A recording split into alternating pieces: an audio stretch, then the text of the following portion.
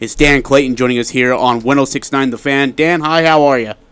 Hey, fellas. I was glad to be back. Hey, Dan, I don't even know where to start with you right now. The win over Memphis, let's start there, because that's a good note to start with. What impressed you the most about the Utah Jazz getting that win over the Grizzlies? Yeah, so, I mean, the Jazz obviously have had some skeletons in their closet in the clutch lately. So I think just mostly the fact that they kept fighting, that they worked through some issues. It wasn't a flawless close, right? I mean, they were up. I think at one point they were up 7 with the ball in the last 3 minutes. Usually you win that game in regulation, you know what I mean? Instead they had to go to overtime because they made some mistakes. They missed some free throws. They missed a box out on the last possession, and that allowed Kyle Anderson to grab an offensive board and put it back in to tie it. So it was not a flawless game, but I think if you're a Jazz fan, what you like about that close is the fact that when things got tough, yeah, they didn't play perfect, but they played hard, and they got themselves out of that mess by playing hard. And I think that's an important first step for a team that's got to just sort of get over some of those yips they've been having in clutch situations. I didn't get a chance to hear what Quinn Snyder said as it happened in the pregame, but apparently he came out pretty spicy before the game last night and really defending his team and saying, look, there's a narrative going on out there that just isn't true. So this team had their team meeting the other day. Quinn goes and kind of gets some sauce. So this team looks like they're getting kind of fired up and coming together at the right time, or is it too little too late?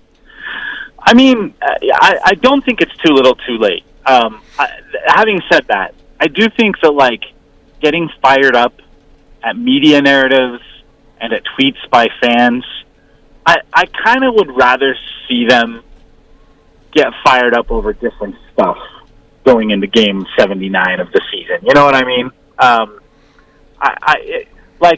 think that the Jazz are good. I've said all along that I think they're good. I think that even with all the problems they've had, with the bad losses, with the fall from ahead, late game collapses, even with all of that, I still think this is a Jazz team that has talent to compete with anybody in a 7-game series.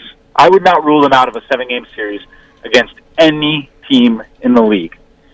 Now, having said that, do they have the mindset to win 4 games against Phoenix, or 4 games against Milwaukee, or 4 games against Memphis, or 4 games against Dallas? That I don't know, and I'm not sure that it convinces me when I see them sort of argue with media narratives. I think, like, you go and answer that kind of crap on the court is a little bit what I'd prefer. Now, having said that, like, a lot of the narratives surrounding this team right now are not fair. A lot of them are, or let me put it this way, they're not nuanced. I actually wrote about this on Monday at Salt City Hoops. Like, the whole clutch conversation around Donovan Mitchell is a little bit silly, because what we're really saying, if you like strip it all away and you look at, like, how real superstars perform in the clutch, what we're really saying is not that Donovan Mitchell needs to shoot less. It's that he needs to make more shots in the clutch, right? Like, nobody complains that Kevin Durant is too selfish in the clutch. Nobody complains that Nikola Jokic or Joel Embiid or Steph Curry are selfish in the clutch. You want to know why? Number one, because they're MVP candidates. Number two, because they just make more of their shots, right? So ultimately, that's what Jazz fans should want, is to see Donovan continue to be aggressive, continue to want to be the guy who takes tough shots and breaks defenses and responds to opposing schemes and does all that stuff, just that he does it a little bit better. And it's not hard to imagine, because we've seen him do that, including in the playoffs, which is, you know, the most sort of hyper intense atmosphere you can imagine. So I think he'll be fine. Having said that, I do think that if you look at specific instances, and I've done this on Twitter too, I've been guilty of the thing that Quinn Snyder railed against yesterday before the game. Like, there are specific instances where you can look at a play from a basketball standpoint and say, the right decision there to make from an X and O standpoint and a standpoint of how do we maximize an advantage, the right play was for Donovan Mitchell to pass that basketball in this scenario, and he didn't. And, you know, like, look, I don't think that it should be considered a capital offense to point those things out. I also think that people on the other side of the argument need to relax a little bit and realize that, for the Jazz to reach their absolute ceiling as a team, it means that Donovan Mitchell is probably playing like an MVP candidate, and that means like those guys I mentioned, like KD, like Joker, like Joel Embiid, he's not passing up those shots. He's taking them, and he's making them. Give me your frustration scale on 1 to 10 of Royce O'Neal so far. I don't know if frustration is the right word. I think Royce, Royce, his matchup difficulty is something the Jazz have been touting in recent days to try to get him some all-defense votes, and that's absolutely true of Royce. The role he has played historically on this team on defense is insane, because not only is he taking the most difficult defensive matchups, but he's guarding that guy whether he's a 4 or a 1. I mean, like one night he'll be guarding John Morant, and the next night he's guarding LeBron. I mean, it's just crazy what the Jazz ask of him, and so in a way, it's kind of not surprising that by the time you roll around to game 80, that he's struggling to get through some screens, and that he's tired, and that he might not have the legs to, take the shot when the ball rotates to him in the blender. Like, all those things are true.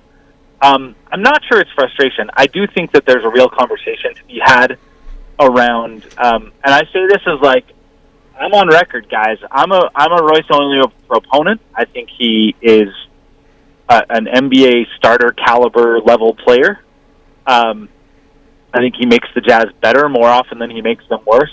But I think it has to be okay in certain contexts, on certain nights, against certain opponents, to say, hey, maybe Daniel House closed this game instead of Royce O'Neal. And Quinn Snyder, to his credit, did that last night. Yeah. And House was big. He came up big with some big stops. He also had what wound up being basically the winning 3 in overtime. It wasn't literally the winning 3 because it was early in overtime, but the Jazz never trailed after that right corner 3 that Daniel House hit. And that's a shot that Royce O'Neal has not been willing to take lately. So, you take his unwillingness to participate in the offense, and then the fact that, sometimes he struggles even at the end of the court where he's supposedly a specialist, right? He can't get blown up on screens with the frequency that he does in the playoffs, or else, the whole defense is compromised. So that's stuff the Jazz have to look at, and I think that, like, look, when a shooter, when Bojan Bogdanovic or Jordan Clarkson has a stretch where they can't make a shot, what do we say? We say keep shooting, because we know that, like, shooters come out of slumps, right? I think that as a fan base and as a Jazz community, we need to, like, give Royce the same benefit of the doubt and say, hey, he's struggling right now, but if he keeps working at it, eventually he'll work his way out of that slump. But in the meantime, I'm a big fan of what Daniel House brings to the team. I think he's a tiny bit bigger. He's got more athleticism. He's a little bit more of a pest on defense. I think there are going to be nights like last night where Quinn Snyder just has to make a tough call and tell Royce he's going to be a spectator for the last couple minutes of a game. On SaltCityHoops.com, you guys put together an interesting list of scenarios that the Jazz as an organization need to be considering with personnel. I'm glad you put that together, because I had no idea there were still some roster situations that needed to be sorted out. We've only got a few games left of this regular season, but they still have to figure some things out with their roster. If you can, just kind of run through that quickly and explain kind of the dilemma the Jazz are facing with only a few games left of the regular season. Yeah, sure. Yeah, so that was an article written by my brother from the same mother, Ken Clayton. So yeah, as Ken pointed out, Trent Forrest, who has played a real role on this Jazz team as kind of a third point guard who has helped Mike Conley manage some workloads. But even beyond that, like, Trent Forrest has played. Trent Forrest has earned the trust of Quinn Snyder. And yet, because he's currently on a two-way contract, two-way guys are not eligible to play in the postseason. They were last year because the NBA made a special exception for the COVID season, but that kind of exception is not expected this year now that we're kind of past the worst of at least this round of the pandemic. And so, because of that, in order for Trent Forrest to be eligible to help the Jazz in the postseason, they would need to convert his contract by this Sunday and make him a standard NBA contract. Where that gets tricky is that now suddenly you have this injury issue with Hassan Whiteside that forced the Jazz to use a roster spot to bring in Greg Monroe, just in case there are nights that Hassan Whiteside can't go. The quick version on Whiteside's thing is he has a small fracture in his foot, and it's something he can play through, but it's depending on his pain. So if he has a night where he says heading into Game 5 of a playoff series, oh, the pain's too bad, I can't play tonight. What do you do if you're the Utah Jazz? They haven't had success playing centerless basketball. They've been objectively bad whenever they've played without Rudy Gobert, Hassan Whiteside, Udoka Azubuike in the lineup. Azubuike's out for the season, so if Whiteside is kind of in and out of the lineup, do the Jazz need an emergency 5? And if the answer to that is yes, then they've got a tough decision to make in these last 3 or 4 days of the season, which is, do you use that last roster spot on Forrest because Quinn Snyder clearly trusts him to run the offense in certain scenarios? Do you use it on Monroe because you need insurance at the 5 spot? Or the other scenario that Ken laid out is, do you waive someone else so that you have an extra roster spot and you can keep both of those guys? But there aren't great candidates for that either, because most of those candidates for who the someone else is are guys that, could have a future with the team, either because they're under contract past this season or the Jazz have restricted free agent rights or those sorts of things. So it's going to be a tough call. I'm sure what the Jazz would prefer is that the NBA at the last second make a decision to allow two-way guys to play in the playoffs. But since it doesn't seem like that's going to happen, at some point they got to make a decision between Trent Forrest as an emergency point guard solution or Greg Monroe as an emergency backup center solution, or, like I said, give someone else walking paper so they can afford to keep both guys. So, with that, let me throw you a crystal ball, put you on the spot. Who's gone next year? And when I say who, I mean Quinn, Don, Rudy. Yeah, I think that really, really depends on what kind of a postseason they have. I do think that the Quinn Snyder stuff, my read on that is that it's probably overblown by some percent. But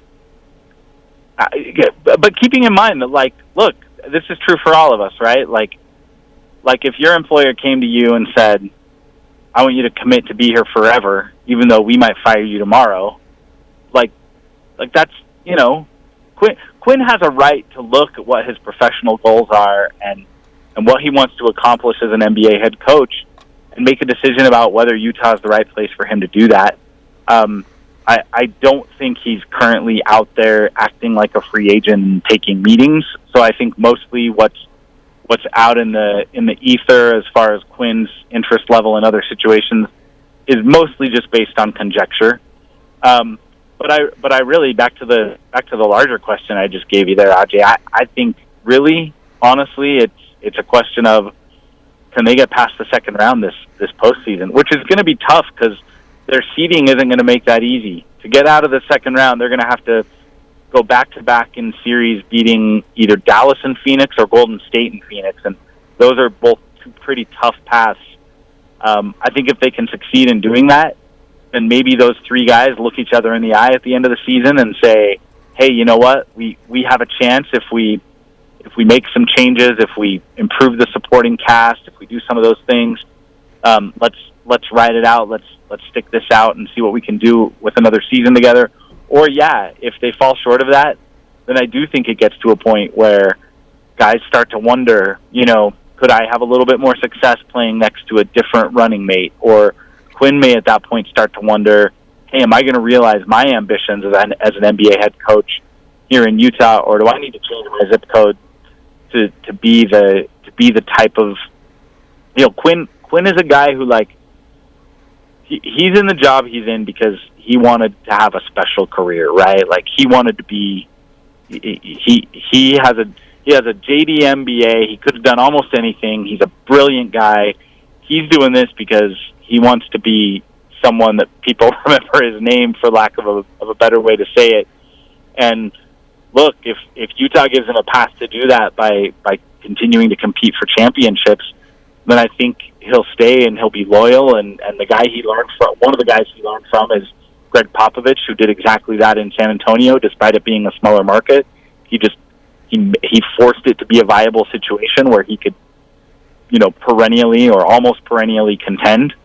And I think that Quinn would be open to that if that's what the situation evolves into in Utah or remains in Utah, depending on your point of view of how much of a contender they are today. But again, I think it all comes down to, like, those three guys want to be great. All three of them are hungry for greatness, and they're going to do what gives them the best chance to be great. Dan Clayton with Salt City Hoops. The Jazz are facing the playoffs. We know they've clinched nothing less than the 6th spot, currently in the 5th position. From your point of view, who's the better matchup, Dallas or Golden State?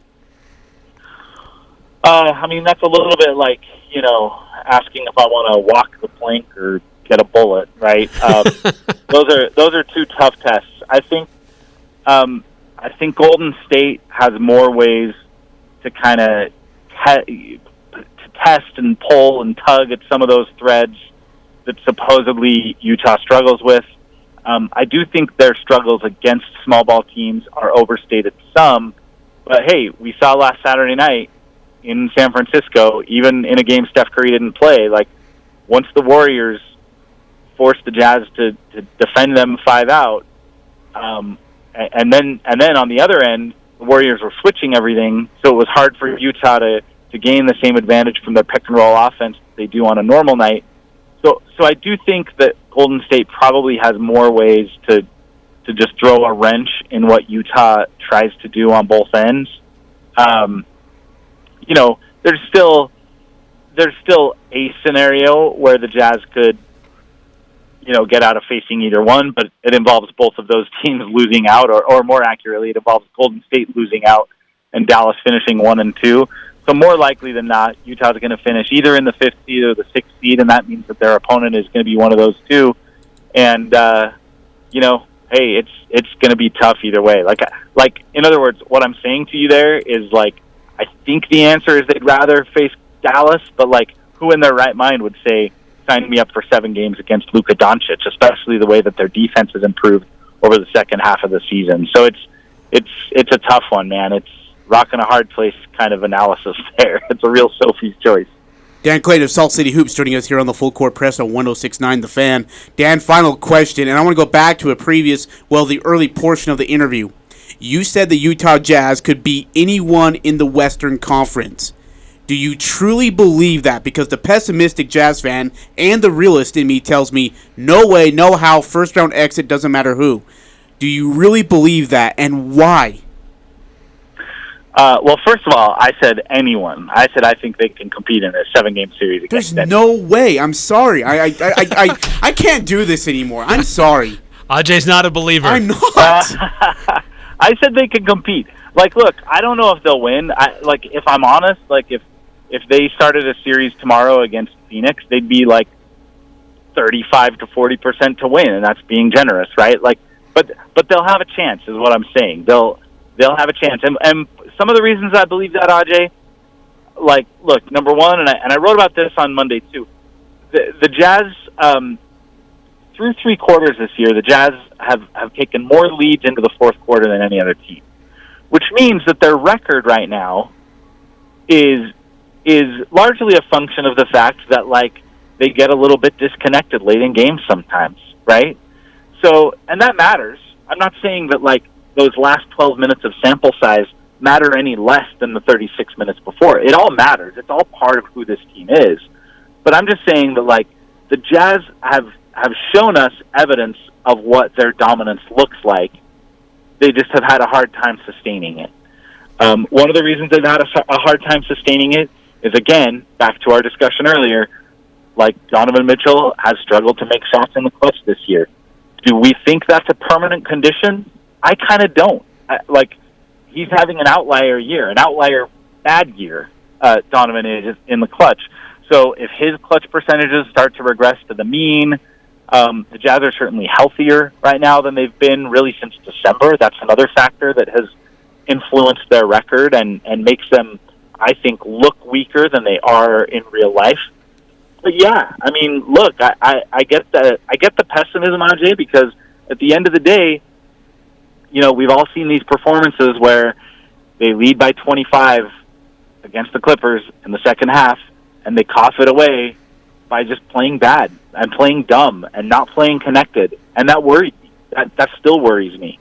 The Golden State close also worries me. That one, I think, in a vacuum, is as worrying when you consider everything the Golden State was doing. I think that I understand that one a little bit better. That one was less just one that the Jazz coughed it up, and more one that I think the Warriors reminded us of their excellence and their discipline and their ability to force a team to play a certain way. But, all of those collapses matter, but so do the, whatever it is now, 28 wins, I think, that they've had when their starters have all been healthy, right? So it's a little bit, you just have to zoom out and look at the whole sample. And when you do that, I do think there's evidence that this Jazz team is as good as anybody. Now, are they better than some of those teams? That's what you find out in a 7-game series. But I'm telling you right now, like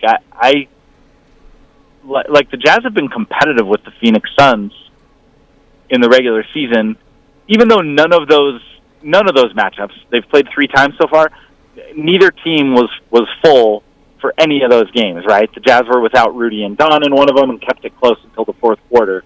The Suns were without Chris Paul in one of them and lost by 4 at home to the Jazz. Like, they've all been close. They're also not particularly predictively valuable because ultimately you want to see Chris Paul and Devin Booker go up against Rudy Gobert and Donovan Mitchell before you make an assessment on who's where. But, we're going to get a chance to see not just the macro quality of those games, but in terms of game planning and what teams try from an X and O perspective and how the adjustment game unfolds. I think it's going to be fascinating. It's just too bad that it's probably going to happen in the second round now, because it means that in order for the Jazz to really burst past that level and consider their postseason a success, they have to do something really amazing, which is topple a number 1 seed, a historically good number 1 seed. I mean, the Phoenix Suns are really quite scary, but we'll see if the Jazz can do it. I mean, again, there are a lot of macro indicators that say that they are on the level of the Phoenixes, the Golden States, the Dallases, the Milwaukees, the Philadelphias. I think I wouldn't count them out in any series against anybody if they're healthy. Dan, you're one of the best. SaltCityHoops.com. Find Dan Clayton and his great work. Dan, thanks so much for your time. Best wishes, bud. Great stuff, Dan. Thanks, appreciate guys. it. You bet.